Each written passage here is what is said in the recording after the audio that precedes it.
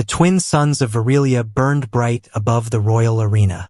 Their light fell on thousands of alien faces gathered to witness the royal strength trial, an event older than the empire itself. It was said that only the strongest warriors could claim the honor of lifting the princess's mace, a weapon so heavy, so sacred, that even the fiercest generals often failed. At the center of the arena, the massive mace rested on a stone platform. Its black surface glowed faintly with ancient runes, symbols carved by ancestors long forgotten. Stories whispered that the weapon was forged from the heart of a dead star. Only those chosen by fate could lift it. The princess herself stood on the royal balcony above. She was known across the empire for her beauty and pride, dressed in silver and gold armor, her eyes sharp like blades. Beside her sat the alien elders, their faces grim and serious. The rules were simple: lift the mace, prove your strength. And if someone succeeded, tradition demanded that the princess herself would be bound to him as protector and, by law, as husband. But that tradition felt like a joke to the princess. She believed no one could lift it. Not today. Not ever. For hours, warrior after warrior had stepped forward. Giant alien soldiers with arms like iron, fangs as long as daggers, skin as hard as stone. They roared, strained, and trembled, and failed. The mace would not move. The princess smirked every time. Next, she would call, her voice cool and mocking. The crowd cheered for their champions, but with every failure, laughter grew. Even the elders began to shake their heads. It seemed no one was worthy. And then, a human walked out. The laughter began instantly. A human? Is this a comedy? One alien shouted from the stands. Look at him, no claws, no armor, no horns. He will break his back. Another roared. The man walked calmly, his simple clothes dusted from travel, his eyes steady. No one knew his name. No one knew why he was here. The princess raised one eyebrow. To her, humans were weak creatures from a tiny blue planet, good only for trade or science work, not warriors. She leaned forward, amused. You, she called down, her voice carrying across the arena. Do you even understand what this means? If you lift my mace, the law binds you to me. Protector, husband. My people will expect you to guard my life and share my throne. The crowd roared with laughter again. The man said nothing. You won't even move it an inch, the princess added coldly. The man stepped up to the weapon. The mace was taller than he was. Its handle was thick, its weight legendary. Alien champions had failed for centuries. Even the strongest believed it was cursed. He bent down. The arena went silent. His hands closed around the handle. His arms tensed. For a moment, nothing happened. The princess smirked, already turning away. And then, the mace rose. Slowly at first, then higher, until the man stood tall, the weapon resting on his shoulder like it was made of wood instead of star-forged metal. The silence broke like glass. Gasps filled the arena. The princess froze.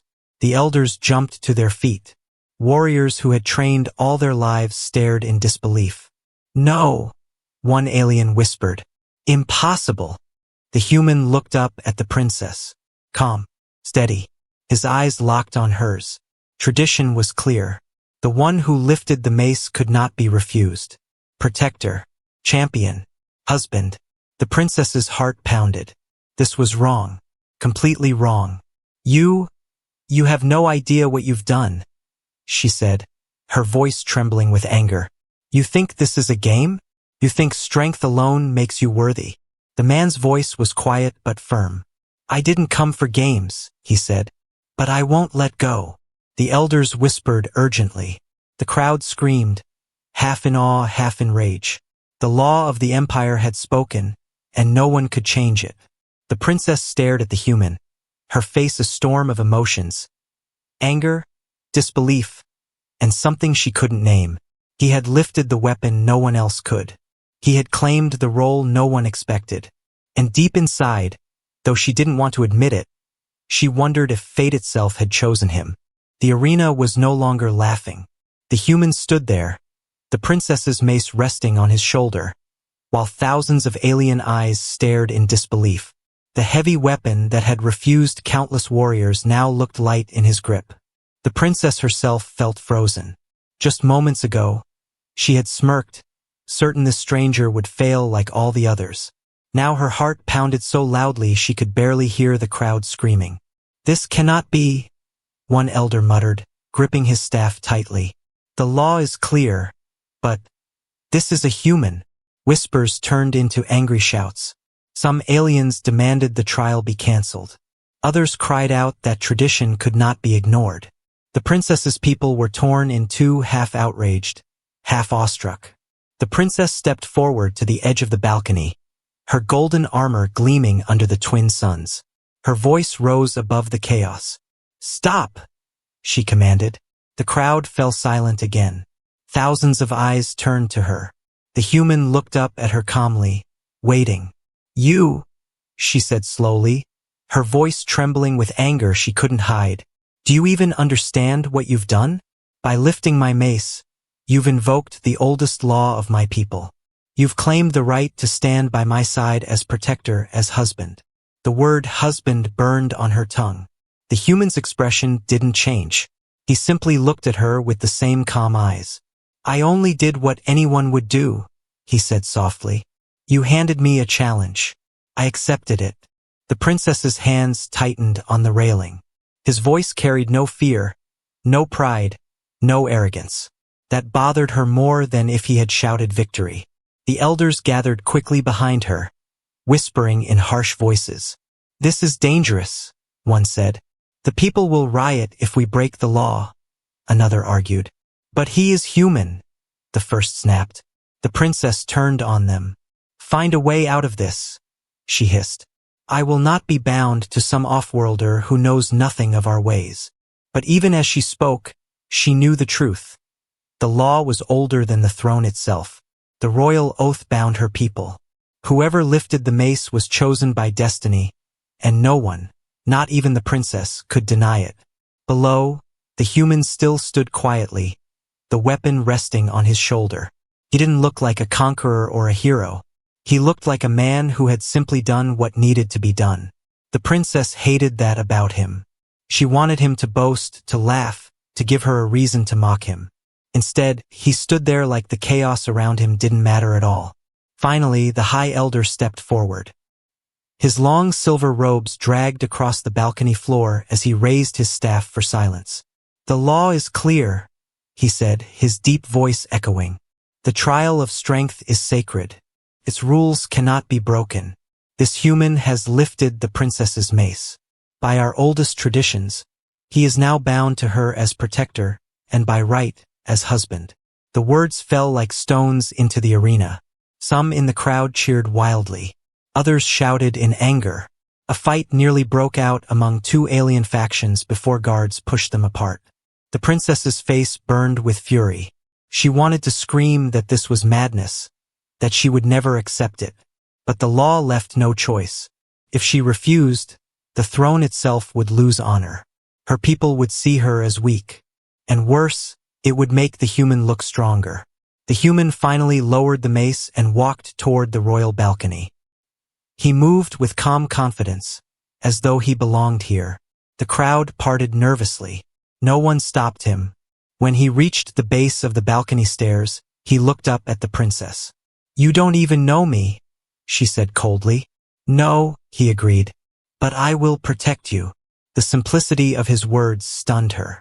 He didn't talk about power or wealth or marriage. He didn't even ask for her acceptance.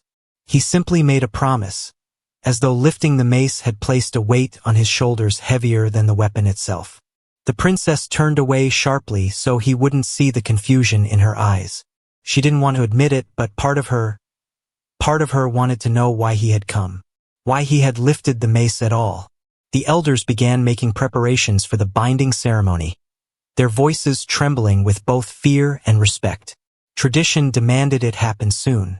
But far beyond the arena walls, in the shadows of the mountains, dark eyes watched. The rival factions, those who hated the princess's rule, saw this as an opportunity. If the people turned against the human, if chaos spread, maybe they could strike.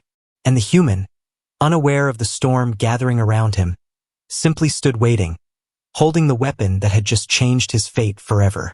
The sun was sinking behind the palace towers when the royal elders gathered in the Hall of Echoes. The air inside was heavy with tension. Tall stone pillars reached up to the ceiling, carved with symbols of ancient kings. Torches burned along the walls, casting long shadows as the elders argued in low, urgent voices. At the center of the hall, the human stood silently, the princess's mace resting against the floor beside him. He had not spoken much since the trial ended. His calmness unsettled the princess more than she wanted to admit. The High Elder finally raised his staff for silence. "The law of our ancestors cannot be ignored," he said, his deep voice filling the chamber. "The trial of strength was created to honor the gods of old. Whoever lifts the sacred mace becomes the princess's protector, and her chosen by tradition." The princess stood with her arms crossed tightly. Her golden armor caught the torchlight, but her face was cold and unreadable. "This is madness," she said sharply. "A human cannot protect me. He does not know our ways. He knows nothing of our enemies, our customs, our people. How can we bind him to me by law?" The High Elder's eyes were like stone. "Because the law is older than the throne itself, princess. If we break it, we dishonor our ancestors. The people will lose faith in the crown." Already whispers spread through the city. "If we defy the tradition, there will be chaos." The princess's jaw tightened. She hated the law in that moment. She hated the way it left her no choice. The human finally spoke, his voice calm but steady. "I didn't come here to claim a throne," he said softly. "I came because your world is in danger. Something is coming. Something your people are not ready for." The elders turned toward him, startled. Even the princess's eyes widened slightly. "What danger?" one of the elders demanded. The human shook his head. "I'll explain soon. But for now, understand this: I didn't lift the mace for glory or power. I did it because I will stand by my word. If the law says I must protect her, then I will." The princess looked at him sharply. He spoke like someone carrying a burden, not like someone hungry for titles. That made her uneasy. The High Elder nodded slowly. "Then it is decided. By tomorrow's suns, the binding ceremony will take place. The law demands it." The princess turned away, her heart pounding with anger. She wanted to shout that she would never accept this stranger. But part of her knew the people were already watching closely. If she refused, it would make her look weak, or worse, afraid. Outside the hall, the city of Aurelia buzzed with chaos. News of the human lifting the mace spread like wildfire. Some aliens celebrated, claiming it was a sign from the gods. Others cursed his name, saying the throne had been dishonored. And in the darkest corners of the city, the princess's enemies whispered plans. Rival factions who had long hated her family saw opportunity in this scandal. If the people turned against her, if the human became a target, they could strike at the heart of the empire itself. Back in the hall, the princess finally spoke again, her voice cold as ice. "You may have forced the law to bind me to you, human, but do not think this makes you my equal. My people will never accept you, and neither will I." The human met her gaze calmly. "I didn't ask for acceptance," he said simply. "I asked for the chance to protect you." His words unsettled her again. They carried no pride, no arrogance, only certainty. The binding ceremony preparations began that night. Priests lit sacred fires around the palace. Messengers carried news across the empire. By tradition, the chosen one would swear an oath before the gods, binding his life to the princess's safety. But far beyond the palace walls, in the mountains where shadows moved like living things, the rival faction gathered. Their leader, a scarred alien warlord, slammed his fist on the table. "This human has turned the people's eyes from us," he growled. "They cheer for him instead of fearing us. This cannot stand. Before the ceremony takes place, before the law seals his fate, we end him." The warlord's eyes burned with hatred. "And when the princess falls with him, the empire will fall too." Back in the palace, the human stood alone on the balcony, looking out over the alien city glowing under the night sky. He knew nothing about the secret plots forming in the dark. But he did know one thing: whatever danger was coming, from inside the Empire or beyond the stars, he would be ready. And for reasons she didn't want to admit, the princess couldn't stop thinking about him, and the way he had carried the mace as if it weighed nothing at all. The palace of Varelia glittered under the twin moons that night, but inside its walls, fear was growing. The binding ceremony was only a day away, yet trouble was already moving in the shadows. Far beyond the city, in the Black Mountains where no law held power, the rival faction gathered. Their leader, a scarred warlord named Karath, stood before a blazing fire. His eyes burned like coals as he spoke to his warriors. "The people cheer for this human," he growled, his voice rough as stone. "They call him chosen. They call him protector. They call him hero." His soldiers spat on the ground. Some cursed the human's name. Karath slammed his fist on the table, making the weapons laid their jump. "Do you not see what this means? The princess gains power through him. The people unite under her banner. If this continues, we lose our chance to take the throne." One of his lieutenants, a thin alien with scales like iron, leaned forward. "Then we kill him before the ceremony. We strike fast. The people will see the human as weak, and the princess as cursed. They will turn against her." Karath nodded slowly, his eyes filled with hate. "Before the next sun's rise, the human dies." Back in the palace, the human stood on the balcony, looking out at the city lights. He could feel the weight of the mace resting against the wall beside him. It wasn't just a weapon. It was a promise, a burden. The princess stepped out behind him, her golden armor gone, replaced by a simple royal cloak. Even without the armor, she carried herself like someone born to command. "You should not stand alone," she said sharply. "There are many who want you dead." The human didn't turn. "I know," he said quietly. "I can feel it in the air." She frowned. "Then why are you here, staring at the city as if nothing is wrong?" He finally looked at her, his eyes calm. "Because fear doesn't stop danger. Preparation does." The princess hated the way he spoke. So steady, so certain. He didn't act like someone who had been thrown into a storm of politics and enemies. He acted like someone who had walked through worse storms before. "You still haven't told me," she said. "Why did you come here?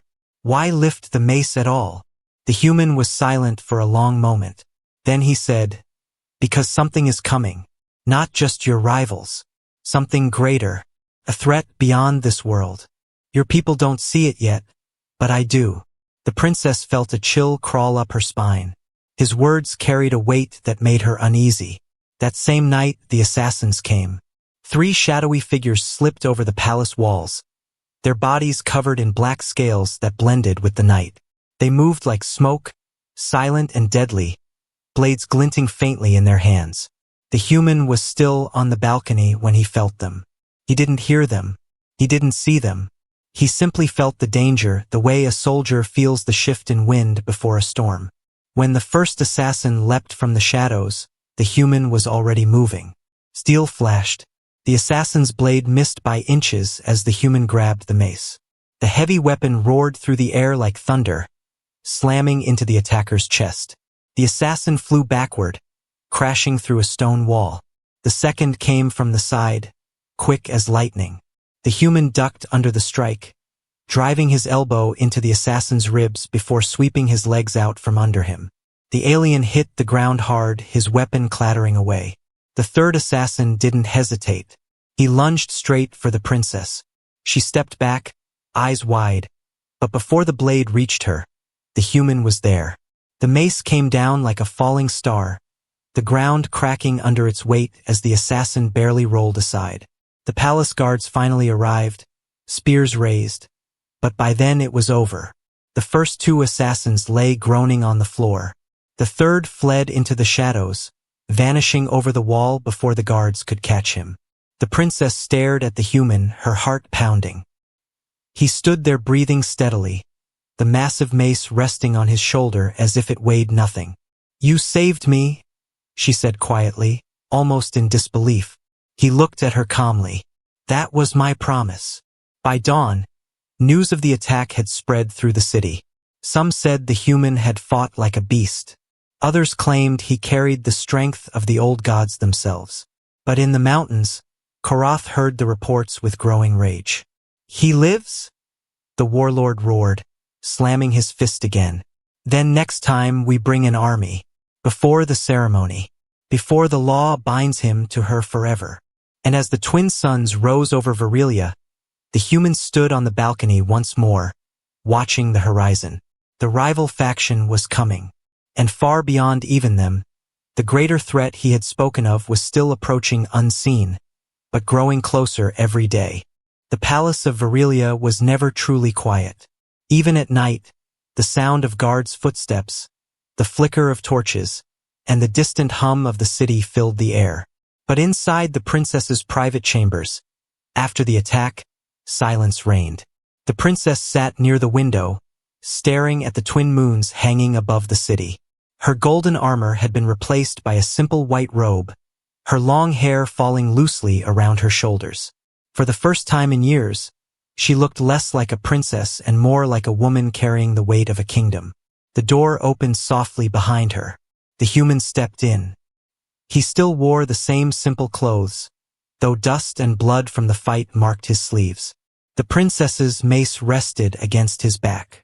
He moved with the calmness of someone used to danger, someone who had seen worse nights than this. She turned sharply, her eyes flashing.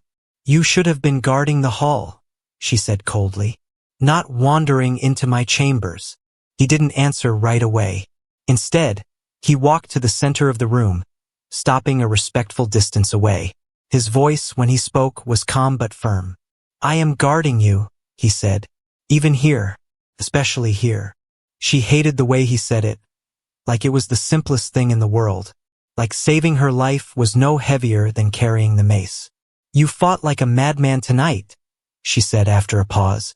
3 assassins and you barely moved your feet. My guard said you fought as if you knew where each strike would come from. The human shrugged slightly. I've had practice. The princess studied him. You are not just a wanderer, are you? No simple traveler fights like that. He didn't deny it. I've been through wars, he said quietly. Not here. Not your kind of wars. But wars all the same. Something in his voice made her turn fully toward him. For the first time, she saw the faint scars on his arms, the way he carried himself. Not like a hero, but like a man who had survived things most people wouldn't talk about. Why protect me? She asked softly. You could have left after lifting the mace. You could have run from all this. He shook his head. Because the moment I lifted it, I gave my word. Where I come from, a promise is heavier than any weapon. The princess fell silent. She didn't like promises. Too many men had sworn loyalty to her throne only to betray it later. Yet this human, he spoke differently. He didn't talk like a man trying to win her favor. He didn't talk like someone seeking power. He talked like someone who meant every word. The next day, the binding ceremony preparations continued, but the mood inside the palace shifted. The princess found herself watching the human more closely. She saw the way he trained in the courtyard at dawn, the mace moving in his hands like it was part of him. The alien guards whispered among themselves. Some said the human had the strength of 10 soldiers. Others claimed the weapon obeyed him because fate itself had chosen him. The princess told herself she didn't care about any of it. And yet, when she passed the training yard that morning, she slowed to watch him fight against 4 palace guards at once. He didn't hurt them. He disarmed them, dodged every strike, moved with a calm precision that was almost frightening. When it ended, the guards bowed in respect. The princess turned away before he could see her watching. That evening, as the suns dipped low, the human stood outside the palace walls, scanning the horizon. He felt it before he saw it, the coming danger. The rival faction was gathering in the mountains. He didn't know when they would strike again, but he knew it would be soon. The princess came to stand beside him, her cloak wrapped tightly against the wind. You sense it too, don't you? She asked quietly. Yes, he said simply. They won't stop until one of us is dead. The princess hesitated, then said, My people. They still don't trust you. Some even blame you for the attack. They say you brought this chaos. He nodded. Maybe I did. But I will end it too. She looked at him then, really looked at him. There was no fear in his eyes. No hesitation. Just quiet certainty. For the first time since this began, she felt something she hadn't felt in years. Not anger. Not pride. Safety. And she hated how much that mattered to her. But high in the mountains, Karath, the rival warlord, gathered his forces. Dozens of soldiers, armored and armed, prepared for war. The binding ceremony happens tomorrow, Karath snarled. Before the human and the princess can stand together, before the law makes them untouchable, we strike. We burn the palace to the ground. His army roared in agreement. The storm was coming. And in the palace, the princess and the human stood on the balcony, silent, watching the horizon where darkness gathered like a living thing. Tomorrow would decide everything. The binding ceremony never began. At dawn, the palace bells rang, not for celebration, but for war. From the mountains, Karatha's army poured down like a storm of fire and steel. Dozens of alien soldiers in black armor marched toward the royal city, carrying banners marked with the sign of rebellion. Their war cries shook the air. Inside the palace walls, the princess stood on the balcony, her face pale but fierce. Below her, soldiers scrambled to prepare defenses. The binding ceremony torches still burned, now useless as chaos swallowed the city. The human stood in the courtyard, the princess's mace in his hand. He didn't wear armor like the others. He didn't need to. His eyes were steady, his shoulders calm, as though he had been waiting for this moment since the day he lifted the weapon. They're coming, one of the palace generals said urgently. Thousands of them. We cannot hold the walls for long. The princess turned sharply toward the human. Can you stop them? She asked, her voice low but steady. He looked up at her. I can try, he said simply. By mid-morning, the battle began. The rebels crashed against the palace gates like a wave of black steel. Arrows filled the sky. Fire rained down from catapults in the hills. The royal soldiers fought hard, but Karatha's army pushed forward with terrifying speed. The human stood at the center of the chaos, the sacred mace glowing faintly in his hands. Every time the rebels charged, he met them head-on. The first soldier swung a massive axe at him. The human blocked it with the mace, the sound like thunder as the weapon's power sent the rebel flying backward. Another came from the side. The human spun, the mace crashing through the soldier's shield, splintering it like wood. Again and again they came. Again and again he struck them down. The princess watched from the balcony, her heart pounding. She had seen warriors fight before.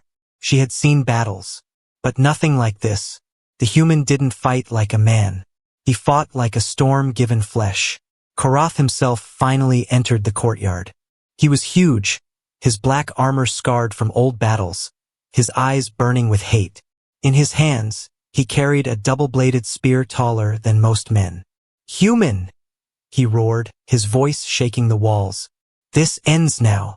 The human turned slowly, the mace resting on his shoulder.